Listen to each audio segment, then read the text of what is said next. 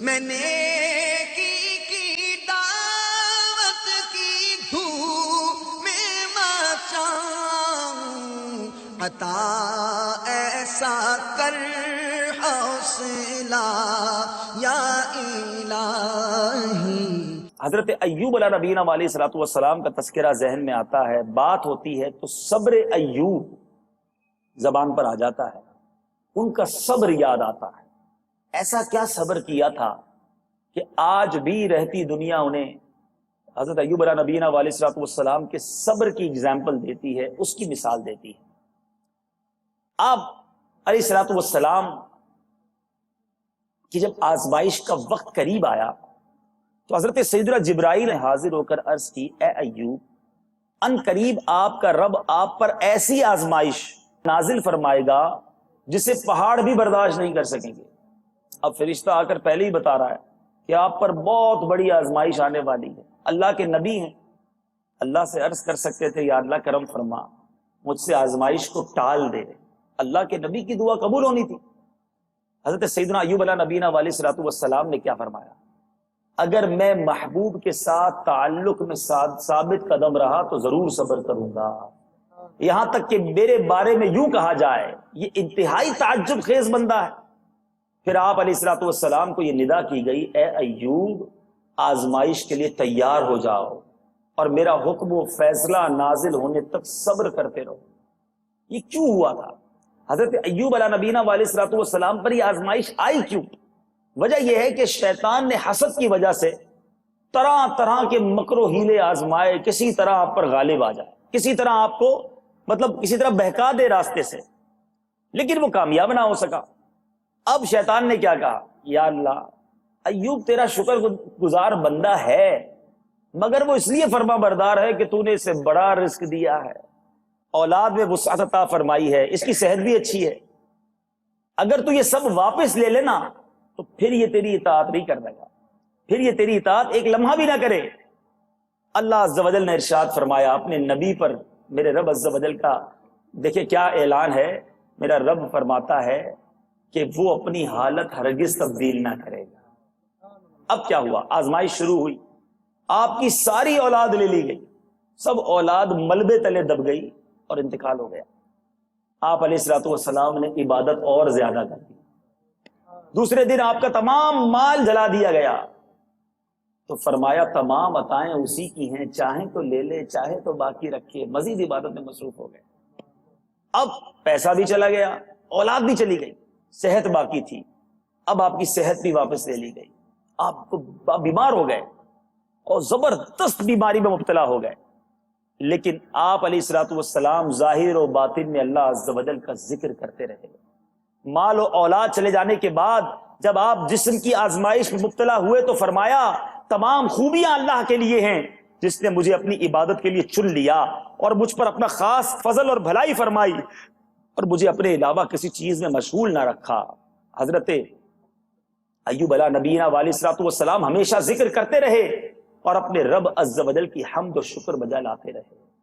اے میرے پیارے اور محترم اسلامی بھائیوں، آزمائش انسان کے احوال کو ظاہر اور محبت کے دعوے دار کی حالت کو بہت جلد واضح کر دیتی ہے۔ اللہ عز و جل نے اپنے پیارے نبی حضرت ایوب علیہ نبینا علیہ الصلوۃ والسلام پر 70,000 قسم کی آزمائشیں نازل فرمائیں، لیکن آپ علیہ الصلوۃ والسلام نے صبر و شکر کیا اور شکوہ نہ کیا۔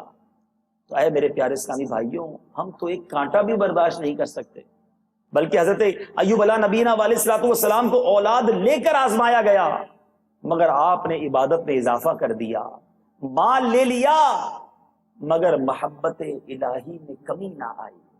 اے میرے پیارے اسلامی بھائی، اللہ والے یوں صبر کیا کرتے، مصیبت آتی تو یوں شکر ادا کیا کرتے، زبان پر شکوائے رنج و الم لایا نہیں کرتے، نبی کے نام لیوا غم سے گھبرایا نہیں کرتے۔ اے میرے پیارے اسلامی بھائیوں، اب آئیے، بیمار ہوتے ہیں نا، اچھا بیمار ہوئے تو سب کو بتانا ہے آج طبیعت بڑی خراب ہے، سر میں بڑا درد ہے، کمر میں بہت تکلیف ہے، یہ پیر میں بڑے آج کل سوجن ہو گئی ہے۔ مجھے بتائیے، جس کو آپ بتا رہے ہیں وہ ٹھیک کر دے گا آپ کو؟ ٹھیک تو نہیں کر سکتا نا۔ لیکن یہ بتا کیوں رہے ہیں؟ صبر کہاں ہے؟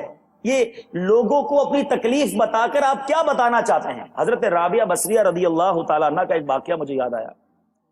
ایک شخص کو آپ نے دیکھا ماتھے پر پٹی باندھ کر جا رہا ہے. لوگ باندھتے نا، درد ہوتا ہے تو پٹی باندھتے ہیں، منع نہیں ہے باندھنا، لیکن وہ کیا خوبصورت بات کہی انہوں نے. آپ نے کہا کہ کیوں پٹی باندھی ہے؟ اس نے کہا سر میں درد ہے. آپ نے کہا اچھا، جب سر میں درد نہیں تھا، صحت مند تھے تو صحت کی پٹی باندھی تھی، اس کی پٹی نہ باندھی. آج درد کی پٹی باندھ کر سب کو بتا رہا ہے کہ میرے رب نے تجھے بیمار کر دیا.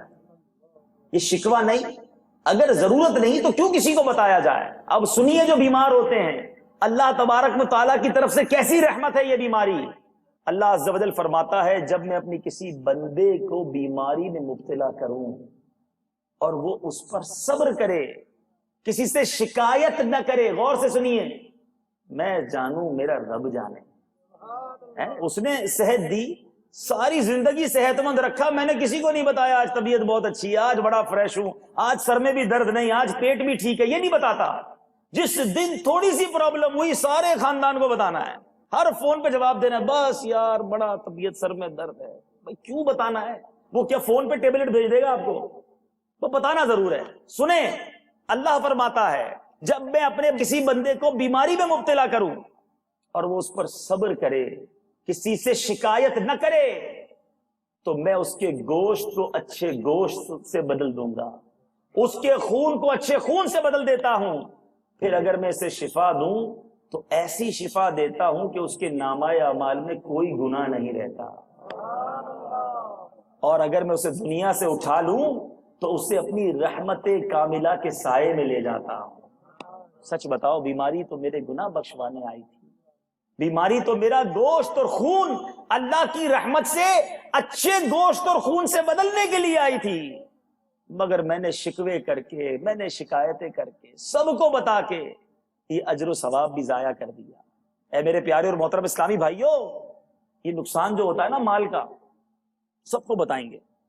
آج کل بڑا لاس ہو گیا. کیوں بھائی؟ وہ ڈالر نیچے آ گیا. اچھا، آج کل کپڑے کا دام بہت ڈاؤن ہے، بڑا کاروبار ٹھپ ہے. آج کل جناب بالکل مندہ ہے مارکیٹ میں. ان سیٹ صاحب سے پوچھو جب ڈالر کا دام اوپر گیا تھا آپ نے کس کس کو بتایا تھا؟ جب آپ ایک ایک میٹر پر 15-15 روپے کماتے تھے جب تو آپ نے کسی کو نہیں بتایا. گھر والوں کو بھی آ کے نقصان کی سارے خبریں بتائیں گے، کبھی آ کے نہیں بتائیں گے آج اتنے پیسے کما لیے ہیں. کیوں؟ خرچہ شروع کر دیں گے گھر والے. نفع سارا سائڈ پہ. جس دن نقصان ہوا اس دن منہ سے بھی پتا چل جائے گا نقصان ہوا ہے اور مارکیٹ کو بھی پتا چل جائے گا. کیوں بھائی؟ اگر کوئی تکلیف آئی ہے، جس رب نے اتنا نوازا تھا اس وقت شکر ادا نہ کیا، آج تھوڑی تکلیف آئی سب کو بتانا ہے.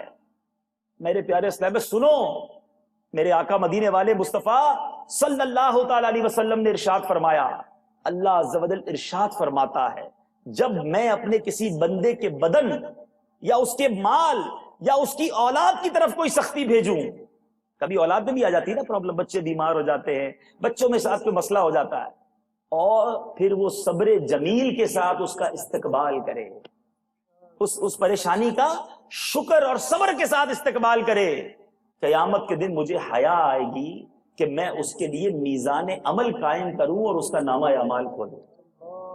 بغیر اعمال نامہ کھولے انشاءاللہ اسے جنت میں داخل کر دیا جائے گا.